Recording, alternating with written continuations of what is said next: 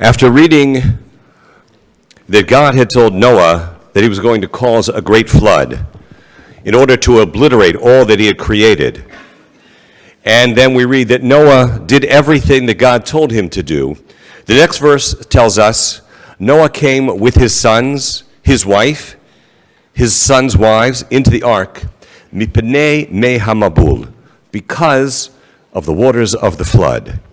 Now, it's very easy to pass over that sentence, to miss the significance of this verse. After all, it seems just to be a transitionary clause explaining what happens. Noah came with his sons and his wife and his sons' wives into the ark because of the waters of the flood. But our sages read every single word very carefully. And so Rabbi Yochanan of around the 3rd century picks up on what seems to be a relatively innocuous statement and zeroes in on the meaning and the significance and implication of one word in that sentence, the word mipnei, which means because. So as recorded in the Midrashic collection Breshit Rabbah, he reads it literally and as if it is causative, which leads him to conclude that it was because of the waters of the flood that Noah entered the ark. In other words, it was only once the rain started to accumulate and to rise up, mipnei, on account of the waters of the flood, only then and only then, did Noah go into the ark with his family. Despite all the warnings that God had given him, all the time he had taken to prepare for the great deluge, the building of the ark, which took many, many years, despite all of this, in his heart, Rabbi Yochanan suggests, Noah didn't believe it was actually going to happen. Rabbi Yochanan said, had the water not reached his ankles, Noah would not have entered the teva, the ark. Although Noah had spent a good portion of his life building the ark, it wasn't until the waters actually started to engulf him that he believed that the flood was really going to happen. Which leads me to ask, how often are we like Noah?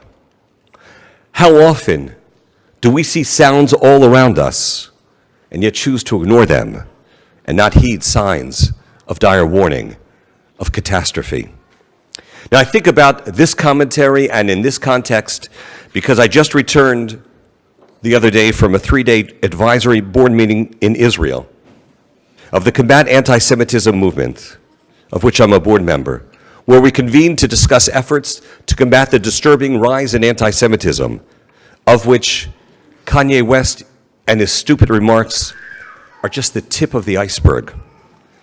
In meetings with Isaac Herzog, the president of Israel, Natan Sharansky, and others, we discussed the rise of anti-Semitism in this country and around the world, for after all, it's just the 4th anniversary of the shooting in Pittsburgh, as well as receiving security briefings on the situation that Israel faces in the north with Lebanon and the challenges posed by Iran and the terrorist network it sponsors throughout the entire region and the world. Focusing on the mission of the organization, we heard a fascinating lecture by B'nai Tzedek member David Bernstein on how the social justice movement fuels anti-Semitism. Dina Porat, head of Jewish History Department at Tel Aviv University and chief historian of Yad Vashem, who served as academic advisor to the task force that developed IRA, the International Holocaust Resolution on Anti-Semitism, the widely accepted definition of anti-Semitism, which is going to be voted on by the Montgomery County Council on Tuesday. And if you haven't yet expressed your support for it, please do so. It's opposed by CARE, the Council for Arab-Islamic Relations, and even by a few rabbis in our community. She refuted the claims of its opponents and explained the need and justification for it. So with so much packed into 3 days, there's too much to share with you. So I'm going to just share just one story. Just one story I heard at the opening dinner, as relayed to us by the Prime Minister of Albania, because it opened a window into a chapter of our history I had never been aware of. Albania is a small mountainous majority Muslim country of less than 2 million people in the southeast coast of the Balkan Peninsula. At the time of the outbreak of World War II, it was home to some 200 Jews.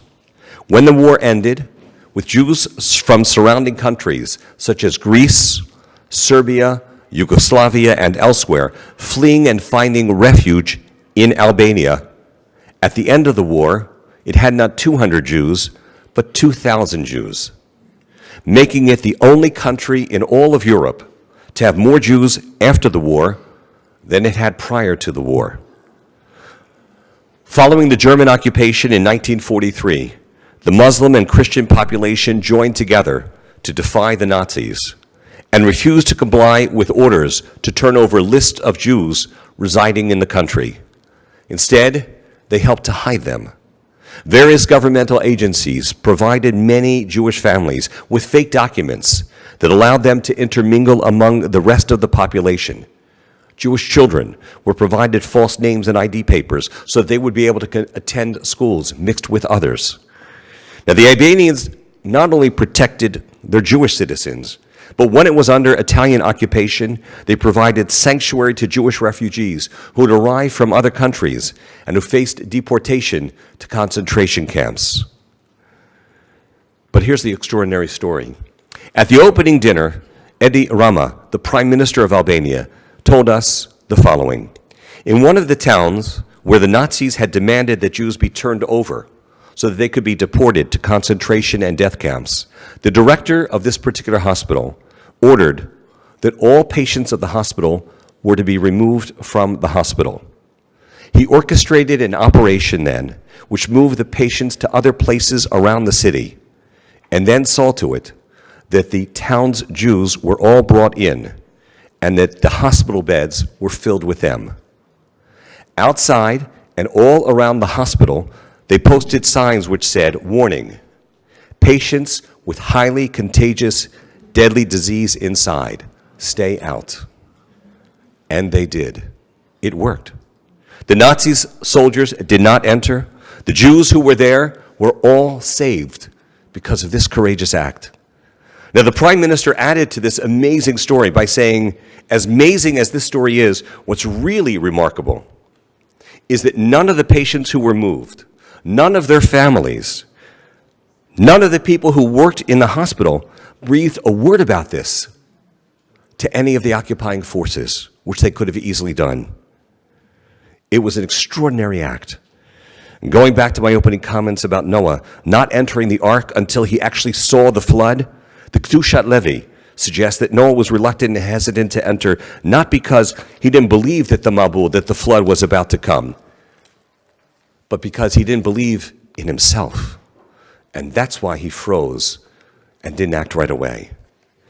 Action such as that displayed by the courageous people of Albania requires confidence and belief in oneself. They acted on the Albanian principle of honor known as bisa, a cornerstone of their ethics and a fabric of their society, an ethical code not to violate the trust of others, to protect people in time of need. And it means to keep one's word. Indeed, words are important.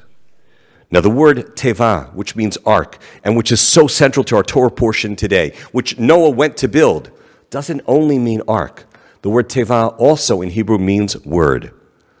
We read also that the ark had a zohar, a word which appears nowhere else in the Torah. Most of our commentators interpret it as a window or a light or perhaps a precious stone that was in the teva, in the ark. But according to one interpretation, the zohar of the teva refers not to the light in the ark, but rather the light of our teva, of our words, and teaches us, shetireh laha'ir hateva hayotze mipicha. We should always be careful and see to it that you illuminate the world with the word that comes out of your mouth. What we say, the words we speak, should contribute light to the world, should be a counter to the forces of darkness that can so often threaten to overcome us.